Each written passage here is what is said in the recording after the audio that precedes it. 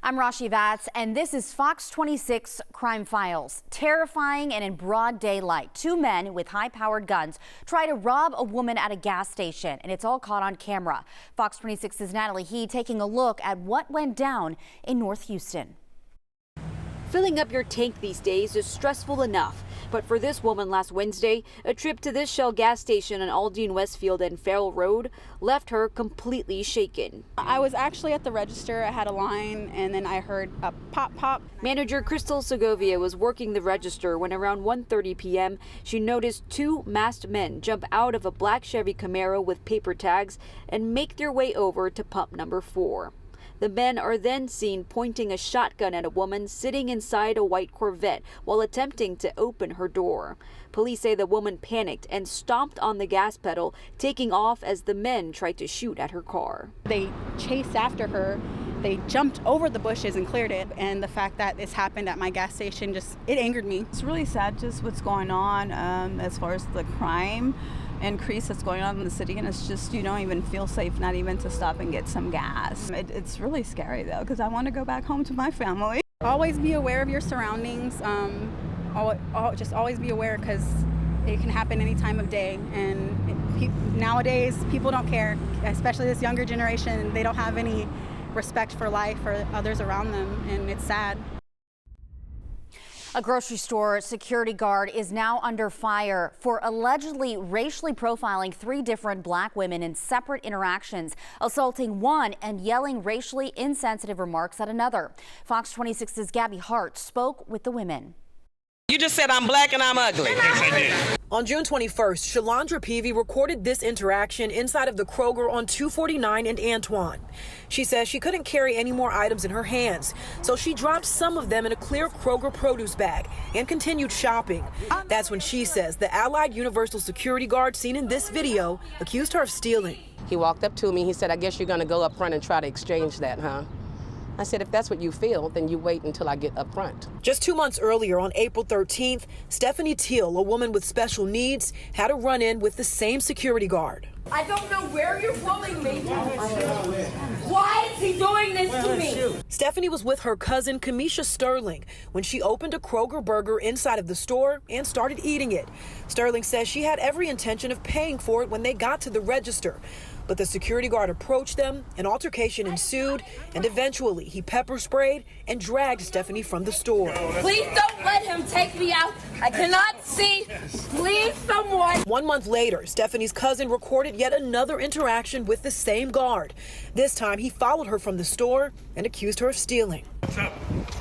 You have something in your bag? He's RoboCop working at Kroger on steroids, looking for black women that he can harass. He should be terminated, and he also should be arrested. Community activist Quanell X and Dr. Candace Matthews got word of these incidents, and they went to the Kroger to speak with that security guard. Let him know we came looking for him, and let him know that we watching him. Baby, it's about to get ugly, because we're finna bring the hammer of accountability all the way here to this doggone Kroger's, and you gonna lose your job.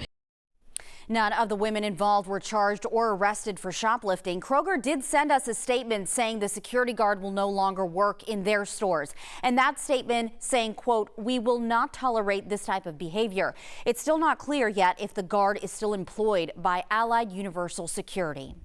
In another story that we're following, a judge says a teenager should be tried as an adult after being accused of a heinous crime. The 16-year-old is charged with assaulting a woman who had devoted her life to helping young people. Fox 26's Tiffany Justice spoke with the woman's husband. Right. The DA's office telling us if he's tried as a juvenile, he could be out at 18, but if he's convicted as an adult, he faces 5 to life.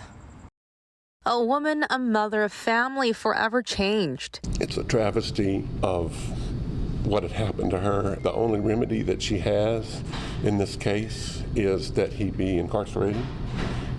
We don't think that he could be rehabilitated. James Hack speaking on behalf of his wife, who's still very distraught over what happened to her nearly a year ago. The story started out with a passion to help the misguided youth. Can we talk a little bit about your wife? She's a back to school leader in life. Right. Passion to help the youth? Yes. Near 20 years in an oil and gas job. I went back to school at St. Thomas and Our Lady of the Lake, got her master's, and wanted to help kids. She graduated with a license in family therapy, later finding herself working with Harris County at the Juvenile Probation Center in Katy, part of a team brought in specifically to help one juvenile boy. He was scheduled to speak with a therapist and requested one who could speak Spanish, and once inside of that room, police say he raped and strangled her. She survived in terrible condition. She was assaulted. Let's face it, she was beat up. She was locked in a room, beat up and raped. She didn't have a way to call for help. They had given them a radio, which he ripped the batteries out of. She put a lot of herself into the job, and he took that away. James says she's been robbed of her career and her life to a degree. She had to quit her job and can't leave the house. She can't be in public. She doesn't trust men. She can't do therapy anymore. I doubt if she'll ever be able to do therapy with a male in a locked room, and that's what therapy confidentiality is all about. And that was Tiffany Justice reporting. Well, a former Little League president has pleaded guilty to embezzling tens of thousands of dollars. Felicia Stem, you're seeing her there, charged with felony theft after stealing money from the Little League City Little League Baseball organization. She was previously arrested in 2009 on a similar fraud charge. As part of her sentencing, Smith has been ordered to serve 10 years probation and pay back 70% of the money that she stole up front. Well, a beloved pastor killed in what police believe was an act of road rage. Fox 26's Natalie He on the manhunt for this killer. It was an eerie scene left behind Friday afternoon near the I-45 South feeder and Gold Street. Just after 5 p.m., authorities say a driver in a white car crashed and died after being shot in the chest during what appears to be a road rage incident.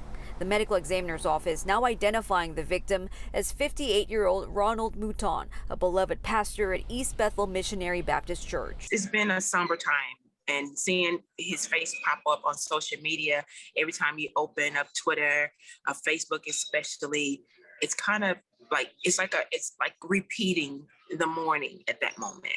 Judge Wanda Adams first met Pastor Mouton and his family back in 2005.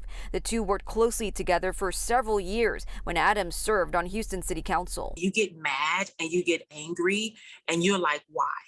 What is so of a road rage of something that will cause you to raise down the window, pull out a gun and shoot someone? What makes you that angry? Houston police are now searching for an unidentified suspect in a black vehicle. Surveillance video from Push and Win law firm captures what appears to be Pastor Mouton's car swerving into the roadside moments before he crashed. Then another camera from a nearby gas station captures the moments after his car crashed and appeared to spin to a halt.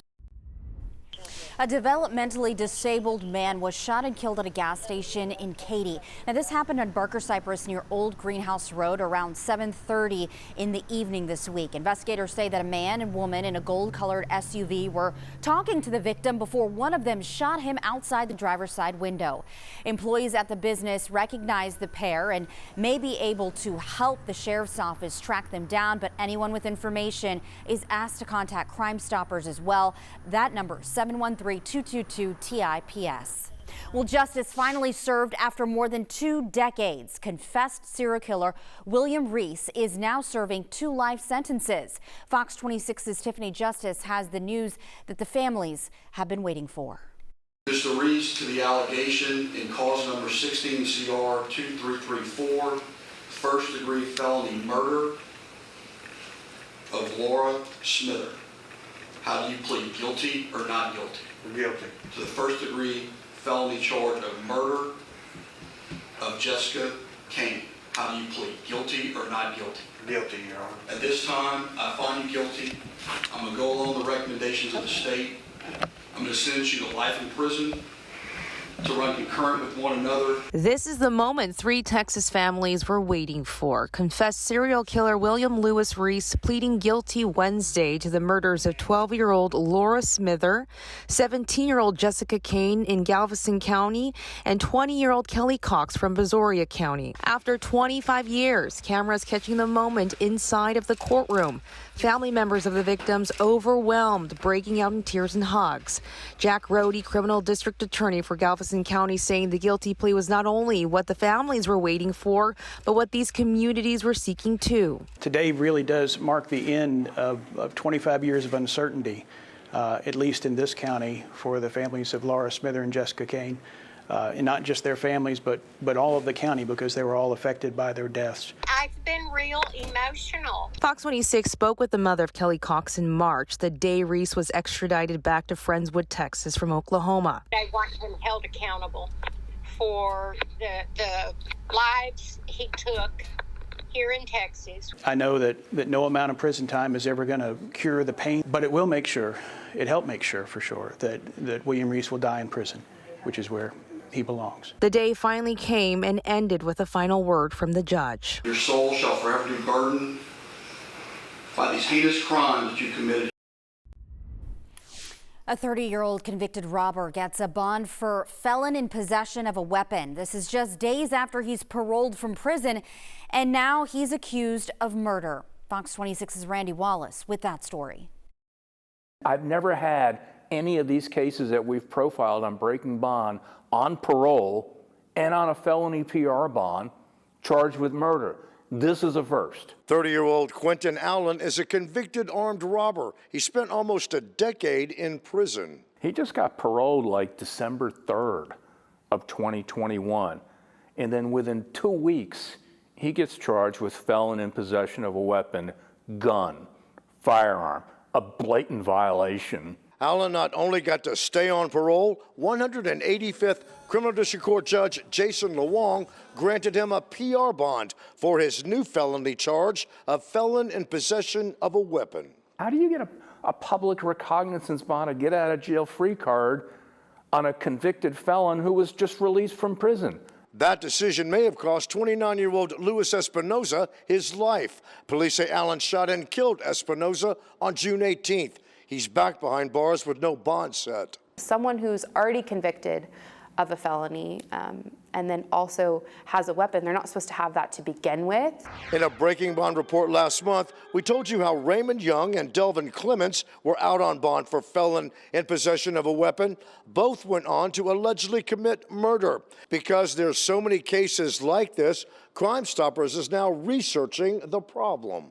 My prediction is that felon in possession of a weapon is going to be present in a lot of our homicide cases, a lot of our family violence cases, and therefore it's something that has to be addressed. And that is this week's Fox 26 Crime Files.